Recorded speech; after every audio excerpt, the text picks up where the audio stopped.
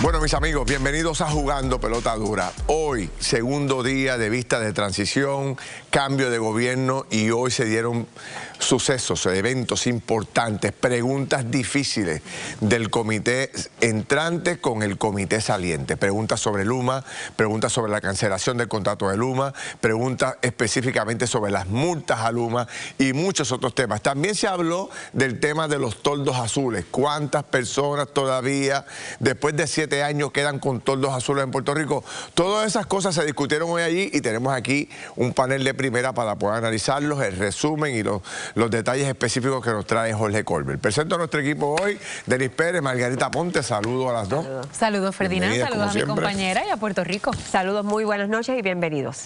Precisamente Margarita hoy tuvo la responsabilidad, y la va a tener por todos los días que dure este proceso de transición, de prepararnos un pequeño resumen para los que no han podido ver lo que ha ocurrido, se puedan poner al día. Vamos allá. Vistas del Comité de Transición, día 2. Las vistas de transición de la administración del gobernador Pedro Pierluisi a la gobernadora entrante Jennifer González discurrían sin pena ni gloria, aunque tocando asuntos puntuales como los techos azules y los programas con subsidios para viviendas. ¿Cuántos seres humanos hoy viven bajo un toldo azul? ¿Usted no sabe esa cifra? De los que nosotros estamos atendiendo, ninguno. Comenzaba a sentirse la preocupación ante el dato de que se han gastado 1.7 billones en contratistas privados que manejan fondos federales, particularmente en vivienda y Cor 3. Son muchos chavos juntos y ningún puertorriqueño jamás, ni en sus mejores sueños, va a poder contar uno a uno una cantidad de dinero como esa. El punto de mayor tensión se dio cuando comenzaron a deponer los directivos a cargo de la red eléctrica en Puerto Rico. De inmediato se cuestionaron las métricas y cuánto cumple con ellas Luma. ¿Hay métricas vigentes o las que aplicaron el contrato original están vigentes o no? ¿O son meramente guías? Las métricas ilustrativas o guías que están en el contrato no son las métricas aplicables al contrato. Excelente. Para mí, una de las mejores métricas o de los mejores momentos que tuvo la Autoridad de Energía Eléctrica en tiempos recientes, ¿verdad? No para hablarle histórico, fue antes de la quiebra. La incomodidad con el tema energético era evidente. Luma no nos está haciendo un favor, es una compañía que conscientemente entró en un contrato con el gobierno de Puerto Rico y tiene una responsabilidad. Estamos 100% de acuerdo. Bueno, mis amigos, vamos a pasar con más detalles, donde Jorge Colbert un poco recoge los datos de lo ocurrido allí. Vamos allá, Jorge, contigo. Así es, Ferdinand, día 2 de las vistas de transición, día interesante, importante. En horas de la mañana empezó a las 8:30 en punto el secretario de la Vivienda, y en horas de la tarde todo el componente de Autoridad de Energía Eléctrica, la Alianza Público-Privada y el negociado de energía. ¿Cuáles fueron los puntos importantes que se discutieron en el día de hoy? Bueno, primero, en vivienda hay buenas noticias y otras que hay que darle seguimiento. En primer lugar, no hay cifras precisas a esta fecha, 7 años después del huracán María, para saber si todavía quedan familias viviendo bajo toldos azules. Hay un estimado de cientos, quizás sobrepasarían hasta 1000 personas que tienen todavía hogares afectados que no se ha podido terminar, y que en ese sentido pues el Departamento de Vivienda no ha tenido los datos específicos. ¿Por qué? Bueno, porque de las 50.000 viviendas que se afectaron en el huracán María, solamente 12.500 cualificaron para las ayudas. De esas 12.500, 10.000 viviendas ya han sido arregladas, eso es un 80%, así que en ese sentido ha habido un adelanto significativo, pero la diferencia de esas 12.500 a las 50.000, estamos hablando de que no se sabe qué ha pasado. Algunos de ellos pues tenían el dinero para poder mejorar sus casas, otros hicieron préstamos, otros por sus ingresos pues no cualificaban, pero ese inventario de dónde están y cuántas familias todavía, particularmente Felina, los que están bajo todos los azules o condiciones todavía terribles de estos hogares, no se sabe cuántos menores de edad están viviendo en este tipo de vivienda, y eso es algo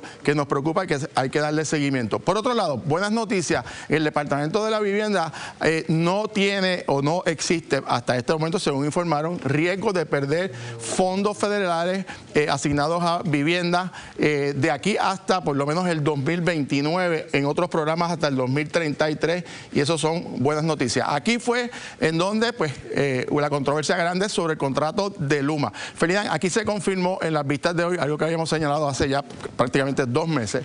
Primero, las cláusulas de cancelación del contrato original de Luma, oigan esto, no han entrado en vigor hasta que se culmine la quiebra. Esto es importante, Ferdinand, porque hay dos contratos, el contrato original y un contrato suplementario, que es el que está corriendo el proceso, que ese se va a mantener hasta que no termine la quiebra de la Autoridad de Energía Eléctrica. Una vez termine, entonces comienza el contrato original a 15 años y ahí es que empiezan a aplicar las métricas, así que eso es una gran incertidumbre si la capacidad que tiene el gobierno para impugnar y cancelar ese contrato a partir del año que viene.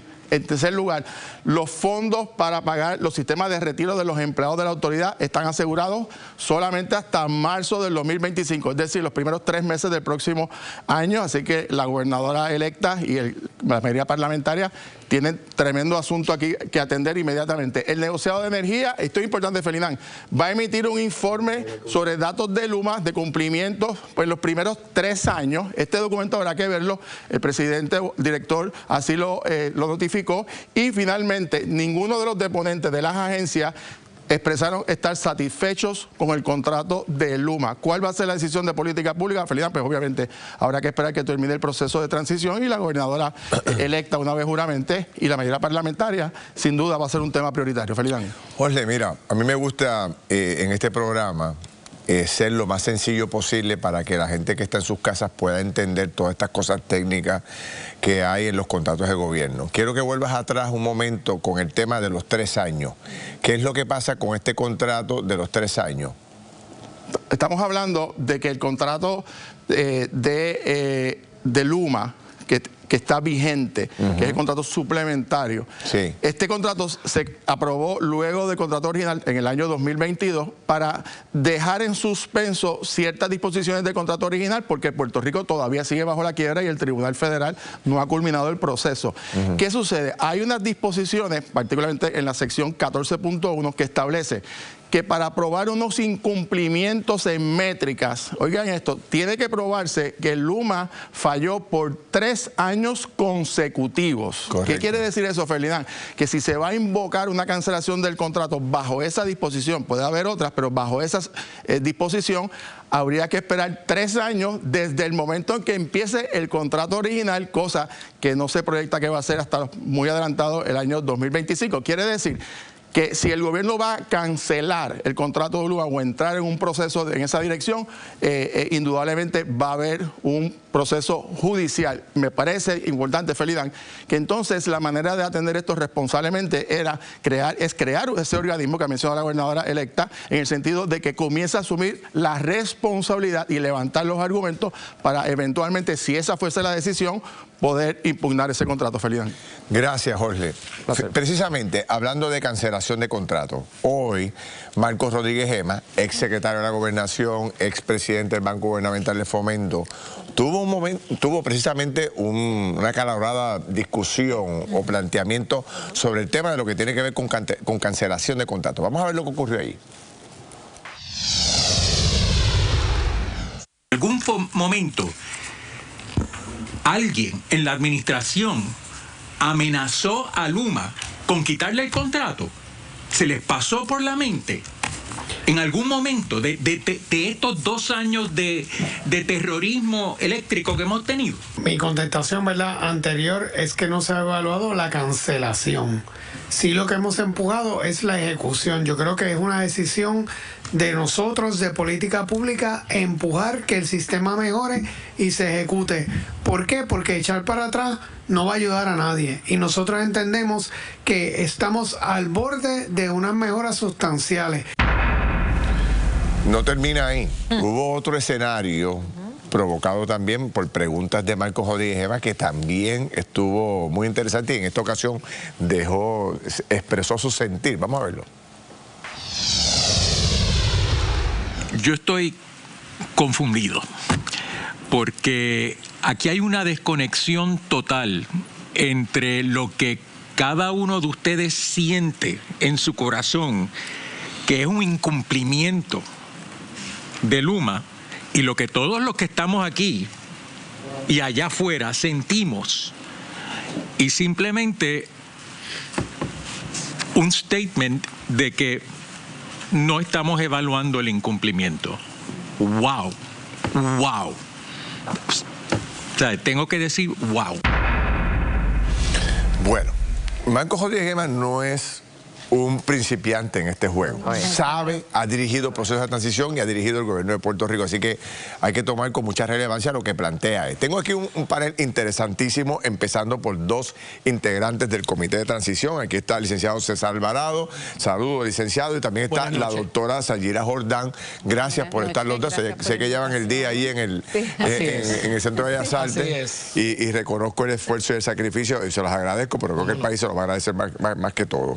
Emilio Colón Zavala, presidente de la Asociación de Conductores de Puerto Rico. Saludos, Emilio. Antonio Medina, ex miembro de la Junta de Supervisión Fiscal. Y Eric Santiago, el presidente de la Asociación Industrial. Qué tronco equipo. Gracias a los cinco por estar aquí. Buenas noches. Ok, yo realmente, mire, yo voy a empezar por esto. No se ha evaluado la posible cancelación del contrato. A mí me tomó por sorpresa eso. ¿Por qué? Porque acabamos de pasar por una elección general y todos los candidatos a la gobernación de Puerto Rico plantearon la cancelación del contrato de Luma. Los cuatro. O sea, y que no se haya evaluado esto, no sé cuán difícil es formar un comité que pueda evaluar cómo es que si se da una instrucción de cancelar el contrato por el gobernante o los que vengan, nadie sabe cómo actuar. Me gustaría una reacción de ustedes, después voy con el miembro del comité. Bueno, yo pienso, para empezar, buenas noches a todos, que nosotros hace 6 años decíamos que un monopolio privado podía ser tan malo como un monopolio público. Desgraciadamente, pues, vivimos el experimento, ¿verdad?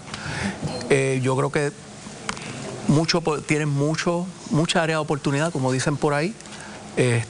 Yo pensaría que alguna opinión legal debe haber en cuanto a cuáles son las implicaciones de lo que han planteado todos los candidatos gubernamentales. Pero pienso... Pero si usted evalúa, si usted tiene la responsabilidad de evaluar el contrato de Luma y todos los candidatos a la gobernación y la mayoría de los miembros de la Asamblea Legislativa están hablando de la cancelación, pues usted debería hacer como un ejercicio, Eric. Sí, yo creo que ha habido la intención clara y expresa de mantener a Luma en Puerto Rico. Okay. Eso no... Ese es sí, okay. ¿Por qué? Porque yo llego a esa conclusión.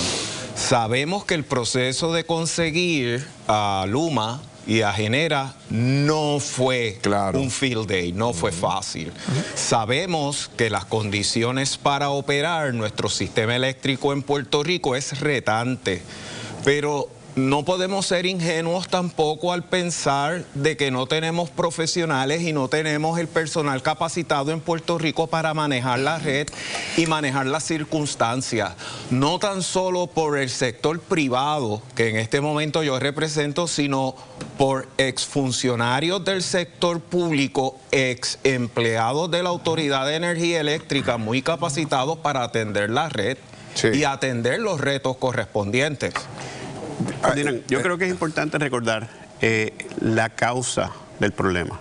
Y sabemos que PREPA está en quiebra y es una quiebra que lleva aproximadamente ya casi 10 años en este proceso. Entonces, muchos de los issues que tiene nuestro sistema eléctrico, aunque hay diferentes jugadores, está Luma, está Genera, están ¿verdad? Los diferentes jugadores desde el punto de vista que PREPA todavía existe, pero todavía tenemos un sistema eléctrico en quiebra que no tiene capitalización y no tiene la capacidad de llevar a cabo proyectos de capital con sus propios ingresos y por lo tanto depende de fondos federales. Por lo tanto, la pregunta que yo hago cuando se habla de cancelación de contrato es si hay causa, si es real que hay causa.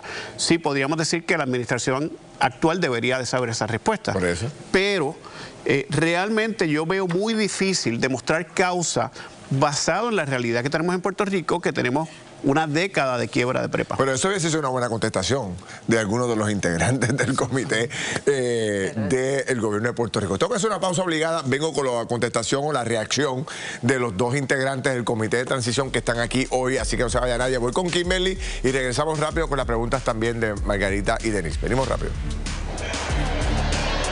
Buenas noches, Ferdinand. Hoy no estoy en el estudio porque me encuentro desde el centro de mando de la Comisión Estatal de Elecciones, porque tras todos los escollos que han ocurrido con las actas y el voto a domicilio, hoy conversamos en exclusiva con los comisionados. De hecho, aquí acaba de llegar Aníbal Vega Borges. ¿Está de acuerdo con todo lo que pasó en la reunión? Estoy de acuerdo, porque van a perder como quiera. Ay, vamos a ver qué tienen que decir el resto de los comisionados. Más adelante estaremos platicando con ellos. Además, cómo impacta todo lo que está sucediendo en los comités de transición a la economía del país. Y prepárese, porque supuestamente quedó captado en video la supuesta fuga de un asesino, al parecer de un podcastero. La policía llega en exclusiva a darnos detalles. Esto es Jugando Pelota Dura, no se retire.